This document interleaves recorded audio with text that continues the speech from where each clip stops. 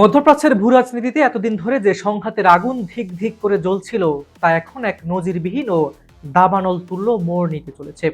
বিশ্বের অন্যতম প্রধান সামরিক পরাশক্তি যুক্তরাষ্ট্র ভেবেছিল হয়তো কৌশলগত চাপ ও বিমান হামলার মাধ্যমে ইরানকে সহজেই কাবু করে ফেলা সম্ভব, কিন্তু বাস্তবতার চিত্র একদমই ভিন্ন। পরাশক্তির অব্যাহত আগ্রাসন ও হুমকির মুখে মাথা নত করার বদলে আরও কঠোর এবং আক্রমণাত্মক ভঙ্গিতে সামনে এসেছে তেহরান।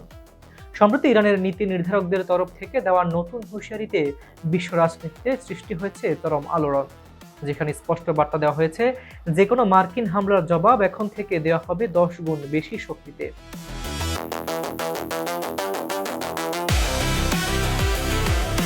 যুক্তরাজ্য ভিত্তিক আন্তর্জাতিক সংবাদ মাধ্যম ইরান ইন্টারন্যাশনাল এর বরাতে জানা গেছে, ইরানের পার্লামেন্টের জাতীয় নিরাপত্তা ও পররাষ্ট্র নীতি কমিটির প্রভাবশালী সদস্য ইয়াকুব রেজা জাদেহ আন্তর্জাতিক পরিমণ্ডলে এই নজিরবিহীন কড়া হুঁশিয়ারি উচ্চারণ করেছেন। তিনি অত্যন্ত স্পষ্ট ভাষায় জানিয়ে দিয়েছেন, ইরানের সশস্ত্র বাহিনীর কোনো সদস্য কিংবা দেশের সাধারণ বেসামরিক নাগরিক যে কোনো হামলায় যারই ক্ষতি হোক না কেন, প্রতিটি আঘাতের বিপরীতে তেহরানের প্রতি আক্রমণ হবে 10 গুণ বেশি ভয়াবহ। এতদিন প্রতিরক্ষামূলক কৌশল বজায় রাখলেও এখন থেকে আক্রমণাত্মক জবাব দেওয়া এটাকেই নিজেদের মূল নীতি হিসেবে বেছে নিয়েছে দেশটি। ইরানি আইন প্রণেতার এই মন্তব্যের পর সবচেয়ে বেশি আতঙ্ক ছড়িয়ে পড়েছে মধ্যপ্রাচ্যে অবস্থানরত ওয়াশিংটনের মিত্র দেশগুলোতে। তেহরানের পক্ষ থেকে সাফ জানানো হয়েছে, যুক্তরাষ্ট্র যদি ইরানি ভূখণ্ডে বা স্বার্থে আঘাত হানে তবে তার জবাব কেবল সামরিক সীমান্তেই সীমাবদ্ধ থাকবে না। কাতার, কুয়েত, বাহরাইন, সংযুক্ত আরব আমিরাত, সৌদি আরব এবং জর্ডানে ছড়িয়ে ছিটিয়ে থাকা যুক্তরাষ্ট্রের সকল সামরিক ঘাঁটি সরাসরি ইরানি ক্ষেপণাস্ত্র ও ড্রোন হামলার লক্ষ্যবস্তু হবে। মধ্যপ্রাচ্যের এই প্রধান ঘাঁটিগুলো থেকে মার্কিন সেনাদের যে কোনো তৎপরতা বন্ধ করতে ইরানের এই আগাম ও অল আউট হুঁশিয়ারি।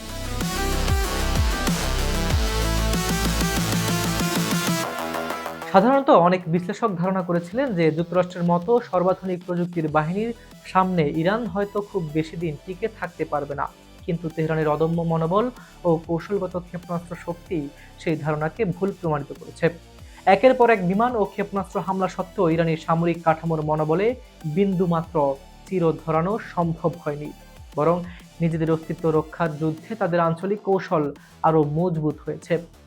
আন্তর্জাতিক সামরিক বিশ্লেষকদের মতে ইরান এখন এমন এক অবস্থানে রয়েছে যেখানে ফাঁকা বুলির বদলে বাস্তবমুখী ও মারাত্মক ক্ষতিকারক সামরিক আঘাত হানার সক্ষমতা তারা প্রতিনিয়ত প্রদর্শন করে চলেছে।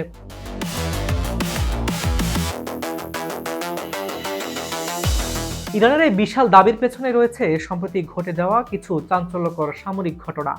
জর্ডানের মার্কিন ঘাঁটিতে আক্রমণের পর যে উত্তেজনার সৃষ্টি হয়েছিল তার জের ধরে দুই পক্ষের মধ্যেই এই রক্তক্ষয়ী সংঘাতের পরিবেশ তৈরি হয়।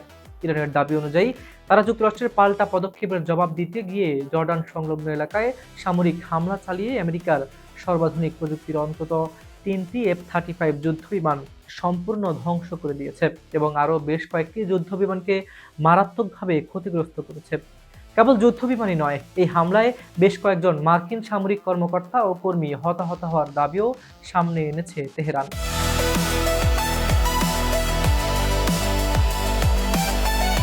সমগ্র ঘটনা প্রবাহ বিশ্লেষণ করলে এটি স্পষ্ট যে ইরান আর কেবল নিজেদের রক্ষায় ব্যস্ত নেই, বরং তারা ওয়াশিংটনকে মধ্যপ্রাচ্য ছাড়তে বাধ্য করার কৌশল গ্রহণ করেছে।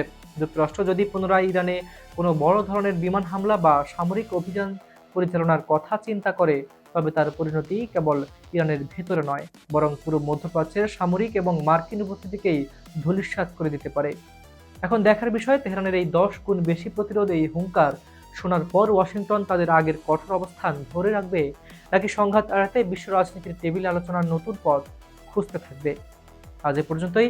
আমি হাবিবুর রহমান নিশান আজ এখানে বিদায় নিচ্ছি। দেখা হচ্ছে পরবর্তী ভিডিওতে। ততক্ষণ পর্যন্ত ভালো থাকুন, সুস্থ থাকুন। আল্লাহ হাফিজ।